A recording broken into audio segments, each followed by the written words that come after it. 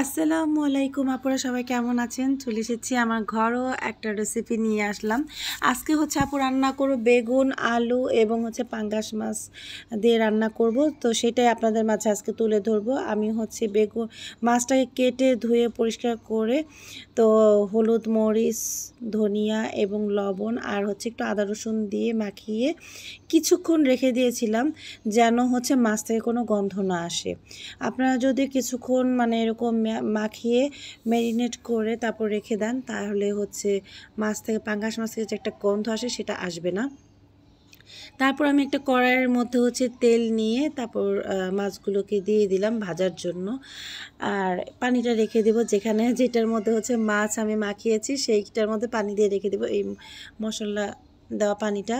তারপর হচ্ছে মাছ উল্টে পাল্টে এরকম ভেজে নিব, ভালোভাবে ভেজে নিয়ে মাছগুলো আমি আস্তে আস্তে সুন্দর করে তুলে ফেলবো।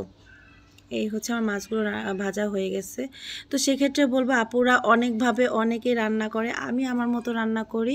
এক একজন এক একের মতো রান্না করে, সবার সাথে সবার মিলবে না। তো আপনারা আপনাদের মতামত দিবেন যে আপনাদের কেমন লাগলো রান্না আমার রান্নাটা।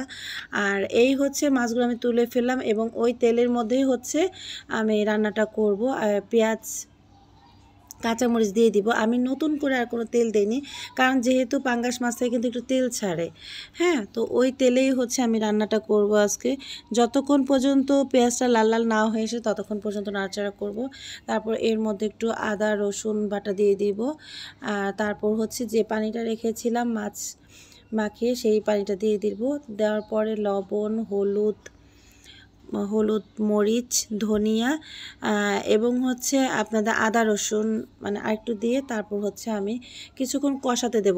একটু ঘন ঘন হয়ে আসলে আমি বেগুন, আলু এবং হচ্ছে এগুলো ধুয়ে কেটে রেখেছিলাম, তো এগুলোই হচ্ছে দিয়ে দিব। দিয়ে তারপর হচ্ছে একটু নাড়াচাড়া করে ঢেকে রাখবো, যতক্ষণ পর্যন্ত একটু একটু না হয়ে যায়, কষানো না হয়ে যায়, ততক্ষণ পর্যন্ত একটু ঢেকে নাড়াচাড়া করে ঢেকে রাখবো।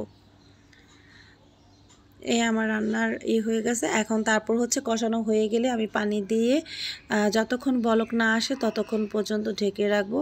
বলক আসলেই আমি হচ্ছে মাছগুলো, ভেজে রাখা মাছগুলো দিয়ে দিব। এই যে মাছগুলো দিয়ে তারপর আবার ঢেকে রাখবো। তারপর একটু আমার তরকারিটা ঘন হয়ে আসলে আমি ধনিয়া পাতা দিয়ে তারপর আমার রান্নাটা শেষ করব। তো আজকের রেসিপিটা আপনারা কেমন লাগলো কমেন্ট করে জানাবেন। যেহেতু আমি কখনোই এরকম রান্নার ভিডিও দিচ্ছি, ভুল ত্রুটি হলে ক্ষমার দৃষ্টিতে দেখবেন এবং কমেন্ট করে জানাবেন আপনাদের কাছে কেমন লাগলো। সবাই আমাকে এরকম করে রান্না করে দেখবেন, আমার কাছে খুবই টেস্ট